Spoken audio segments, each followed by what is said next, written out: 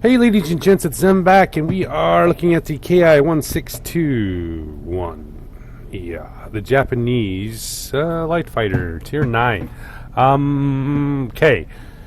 This is one of the wargaming fucking, I don't know why. Why is this airplane in the Japanese tech tree? Because I don't know. They're lazy, I guess. They threw this in there for some reason. This is more known as the He-162, the Heinkel of German. It's a German fighter, the People's Fighter, as it was called. Where did this come from? 1943. There was a lot of give and go between the Luftwaffe and the American Air Force, Army Air Force, I guess you'd call it, specifically doing with bombers. The heavy box formation B-17s were ripping the German fighters up. It took way too long for some of the not quite as heavily armored like the Me-109s to knock out a B-17, so they were losing planes and pilots to these large box formations of B-17s. Of course, that led up to the eventual the Focke-Wulfs becoming more heavily armed and armored, which made the planes even heavier. But they had a little bit better success at knocking out a B-17 with the larger caliber guns they were carrying. They adapted to these box formations by coming in at them from the front, not giving the B-17 time or a chance, more of a surprise, and not enough time for the gunners to get a bead on the planes, which of course, they were able to survive a little bit better. Obviously, flying into a formation of B-17s with multiple 50 cal mounts, yeah, right.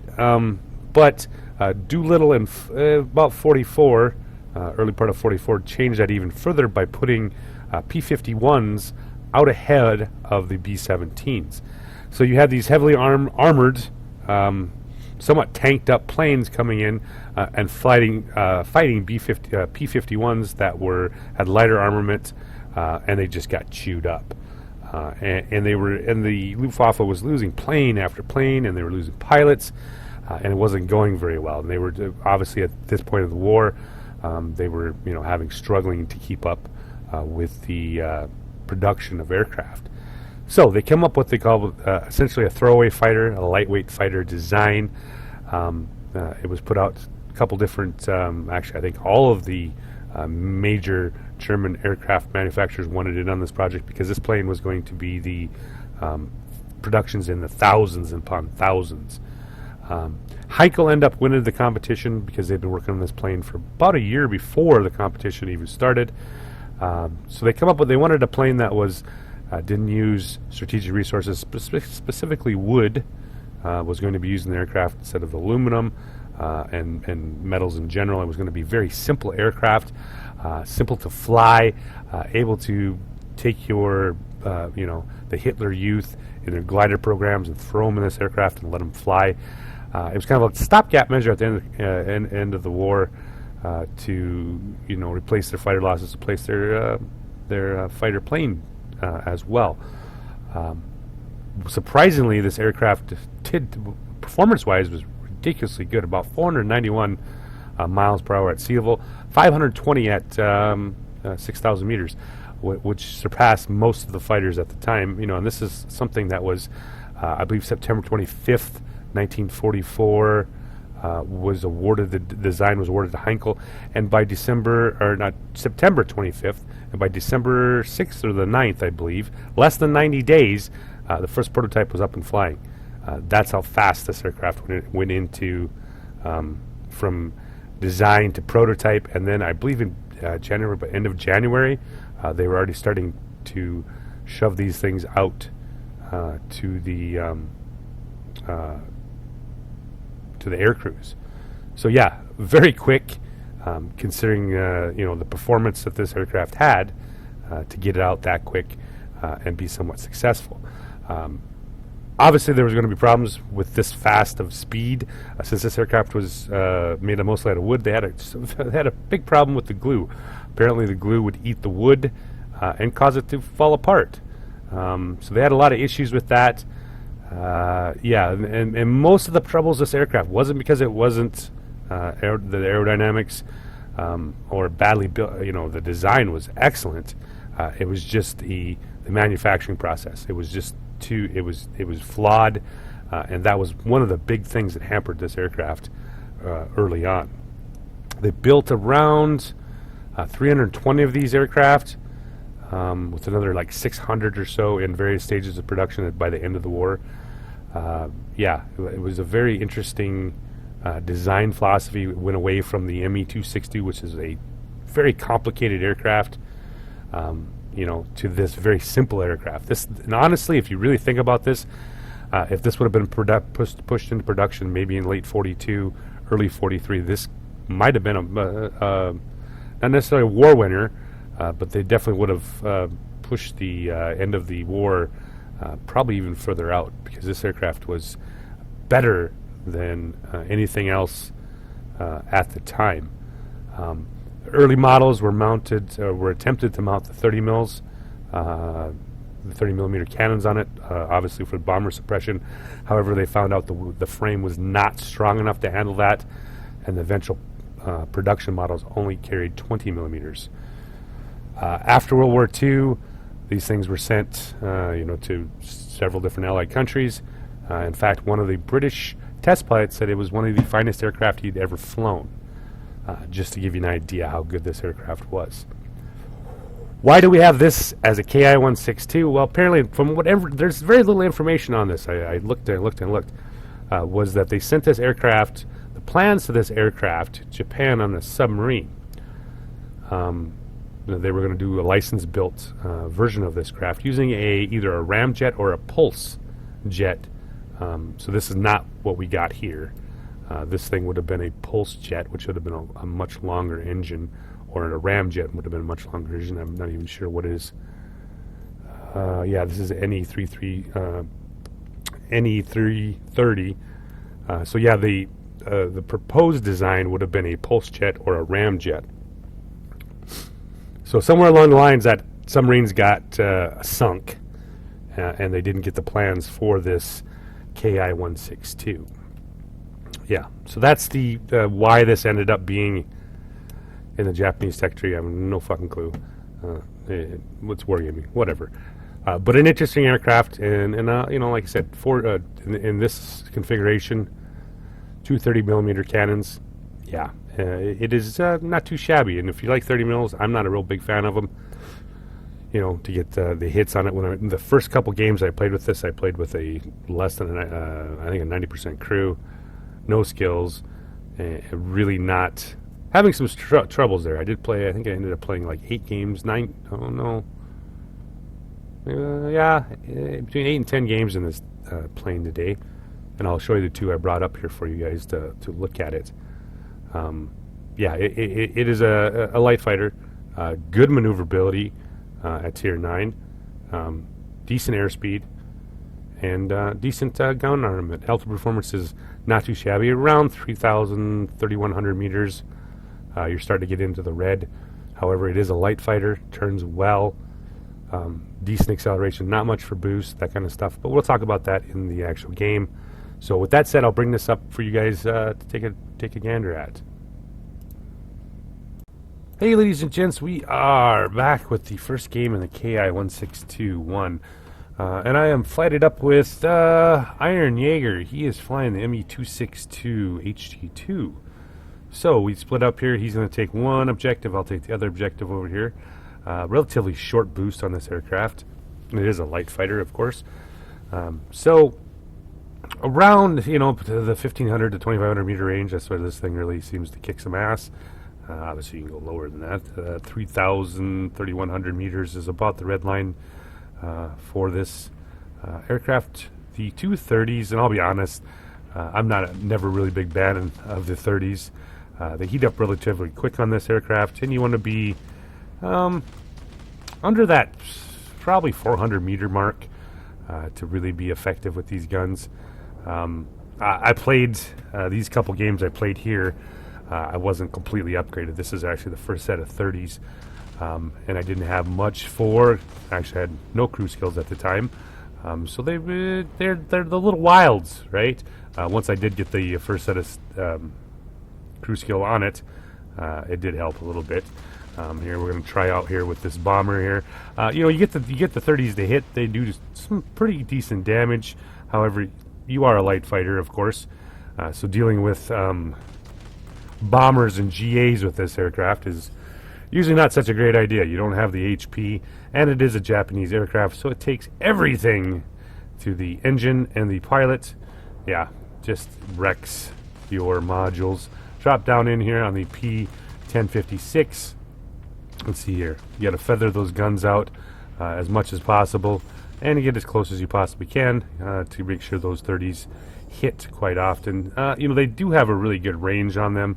However, with just the 230 millimeters, they do have a tendency to kind of split. So, yeah, we're going to make a pass at that. We're not going to get that. We're going to pull around here on the BVP.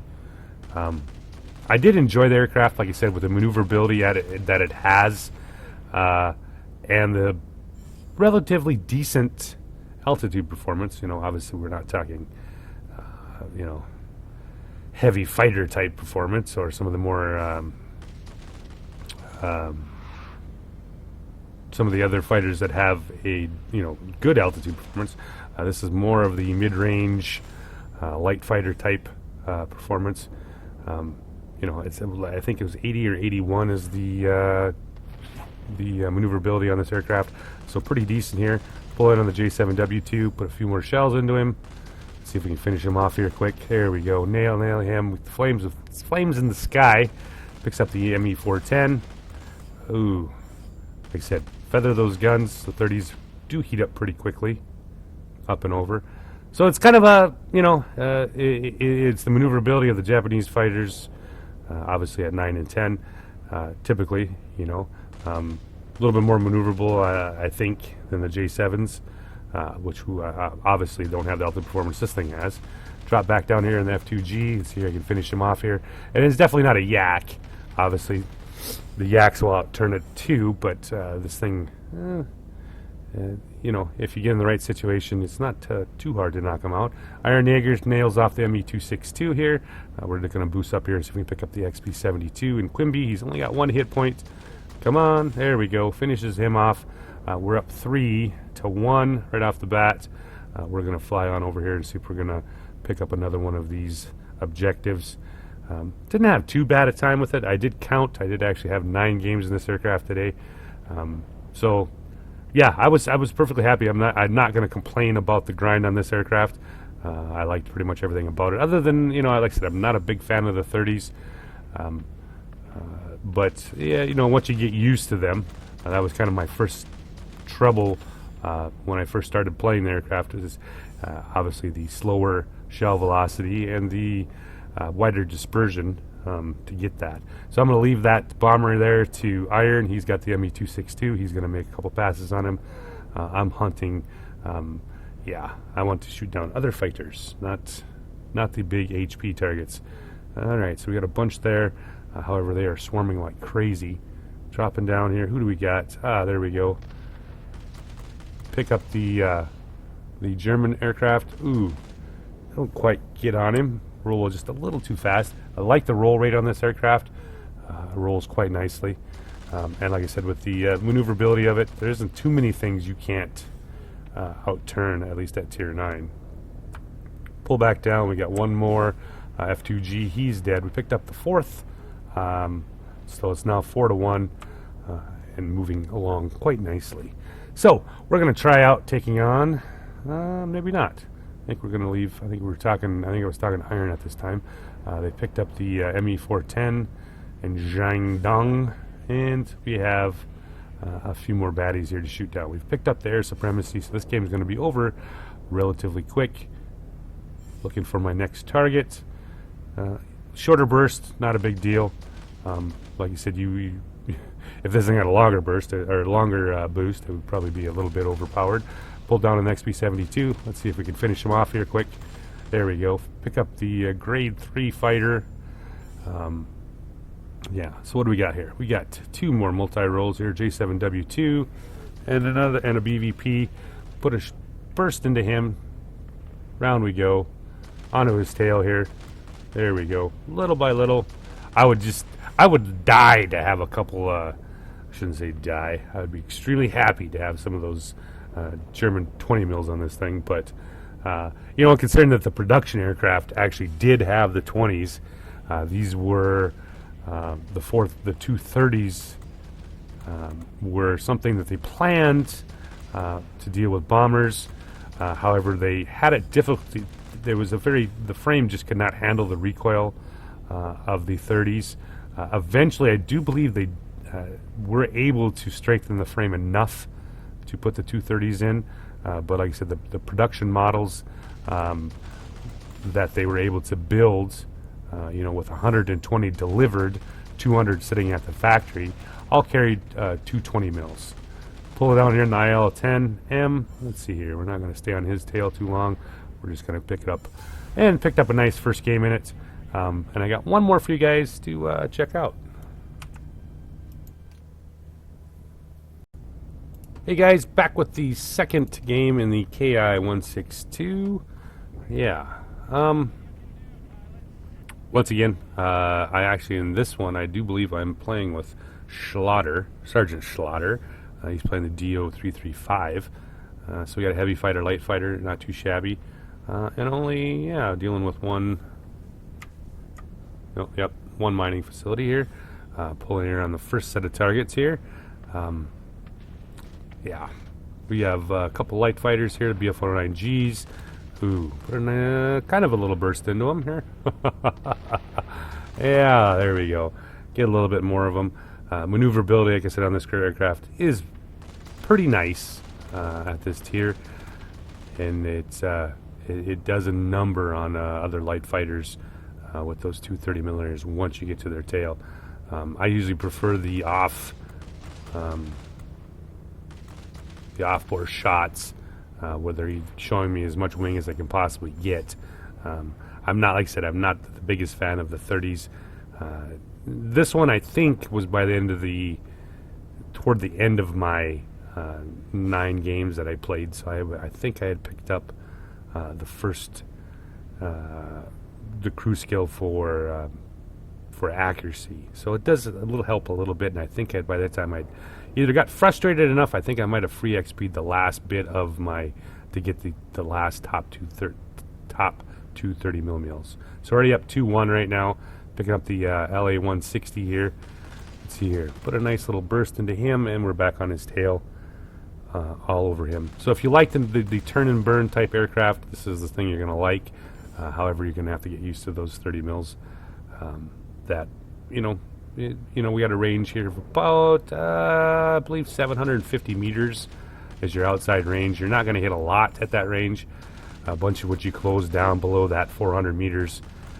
That's when this thing really starts to put the hurt on the enemy plane.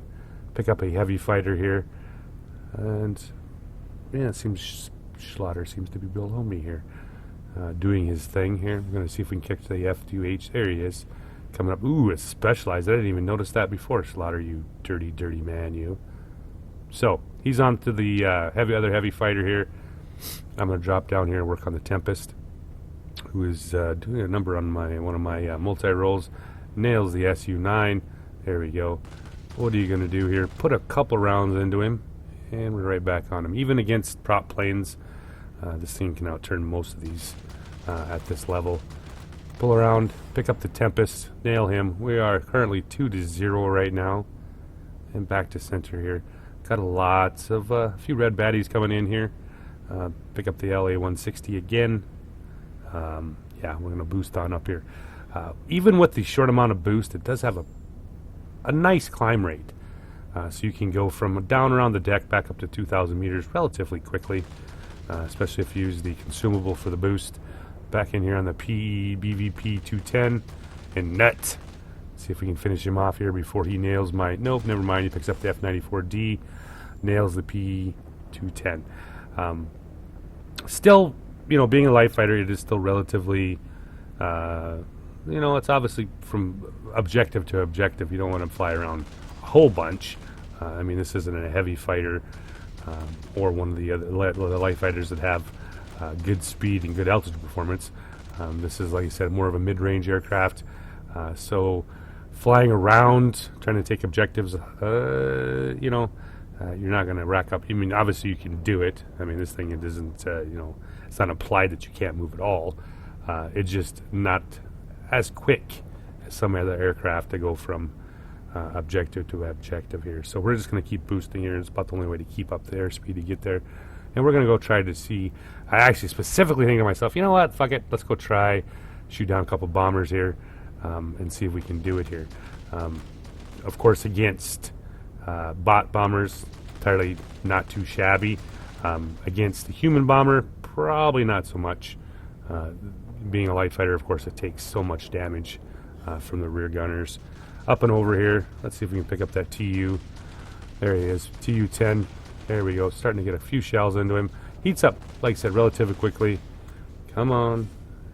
Can I do it? There we go. Now we're finally starting to get a couple shots. A few more. Oh, one more burst here should get him. We pretty much got this game in the bag. I'm trying to pick up the mining facility here, of course. So we're going to drop down here. Knock the engine out. You lose your engine quite often in this aircraft. Like I said, it's a Japanese. Survivability is not the best. Engine and pilot seems to be the big one here. Put a big shell into the IL-20. There, see exactly, there goes the pilot. This is typically what you see every game. And if your pilot's injured, of course, with 230 millimeters that are not terribly accurate when the pilot is healthy, you get the bloom the size of Texas, where you can sit 5 aircraft inside that circle right there, and for the most part miss all 5 of them. So we picked up the mining facility, and Slaughter is currently smacking the shit out of the baddies on the other end over there. So let's see if we pick up this IL-2 one more time. IL-20 finishes him off. Yeah. So it is sitting 3-1 right now. We got bombers inbound, left, right, everywhere here. Picking up my next target. Who do we got? Oh, there's another bomber coming. He's turning away here. There we go. Pick up a heavy fighter. And if the heavy fighter, like I said, stays down below 3,000 meters, you have a pretty good chance of dealing with them. Obviously, if they're playing zoom and boom, it's a different story. F2H, he's climbing. Let's see if I can boost up in behind him. Oh, don't want to use the consumable yet. Picking up the speed. There we go. Boost up into him. See if we can finish him off. There we go. Pick up the F2H. And we are sitting not too shabby right now at 3-1. And around we go. Obviously, if you, I said this earlier, if you like the zoom, the turn and burn, this is going to be your kind of aircraft. If you'd like that mid-altitude, low to mid-altitude turn fight, yeah, this thing does it pretty decently. Pick up the Su-9. Here we go. Squall lines up. And with those, if you can get the 30 millimeters, if you're fine with them, and you're obviously better than I am, I've always preferred, I don't necessarily like the bigger caliber. I like the 20s personally, or the 23s on the Russians over the 30s. But if you can get these 230s to work, yeah, they do a number on enemy aircraft. Around we go. Pick up the Seahawk. Where are you going, buddy? There we go. Pick him up. Nail him. And we are up 4-0. So, with that said, thanks for watching, guys. Hope you guys enjoy it. I'm going to try to get some more up a little bit more often now. Alright, fellas and ladies, we are back with one more game. I didn't realize the other ones were so short compared to my intro part of the video where I do the history of every aircraft. Some people are like, you talk a lot. Well, that's kind of my thing.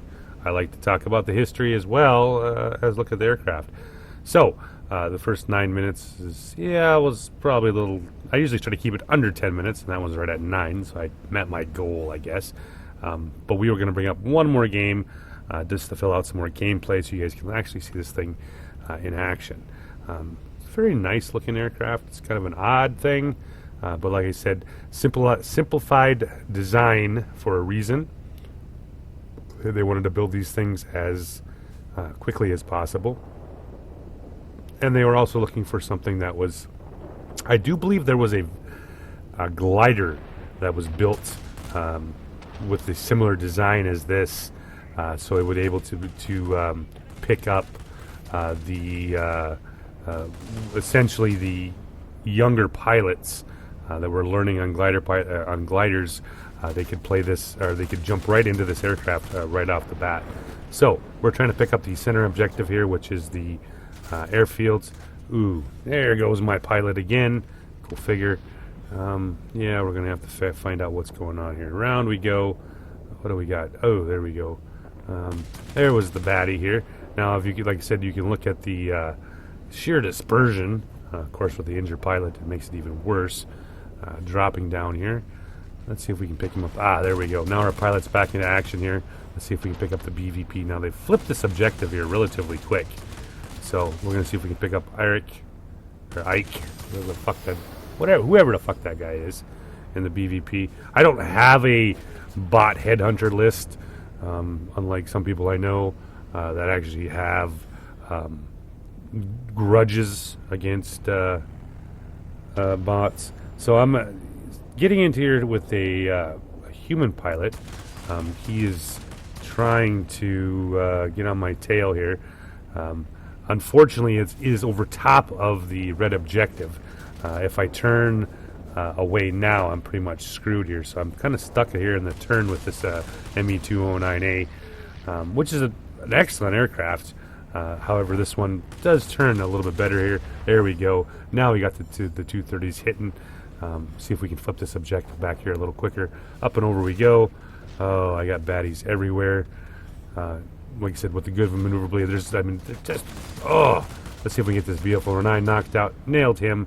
Once you get those 230s hitting, they will just simply rip through light fighters here. Pick up the BF-409G. He's almost dead. We've flipped the objective here. There's still a ton of red baddies, and I'm not sure where to go, what to do. Just stay alive long enough, hopefully, to make this work here. So we're going to try to dive down and flip over here. Yep, there he is. He showed back up here in a P-80. He's a little too far out here with my engine destroyed. Pilot kind of half-ass drunk, fucked up because he was... we're going to have to dive down here to the deck. Possibly, I'm hopefully looking for that repair, but unfortunately that ain't going to happen. There we go. Just started to get the repair as I'm starting to get hit, which isn't going to be any good. I can't take any damage. So what do we got? He's up above me here. I just don't have it. Nope. So he picks me up, nails me. We still have control of it, so I'm going to be coming back in. I was surprised it didn't get set on fire a whole lot. Typically, Japanese aircraft are known for being fire, fucking shit on with fire. However, the biggest issue you're going to have with aircraft, of course, is the engine and that pilot. Seemed like they got smacked up. So I think I'm going to probably just end up putting that fire skill on here. There we go. Now I picked up the P-80 here. Put a nice one into him. Round we go. Now let's see if he can get away from me. I don't think he can. Nope. Not in this aircraft here. Put another burst into him. P-80 is not much of a turner, so it shouldn't be too much longer here. We're going to get back on him there. There we go. Picked up the P-80A. Still have a lot of red baddies right here. And this is kind of where, like I said, this aircraft excels at, where it doesn't have to fly around a lot, and it can just stay in one objective, one sector, and shoot down other fighters.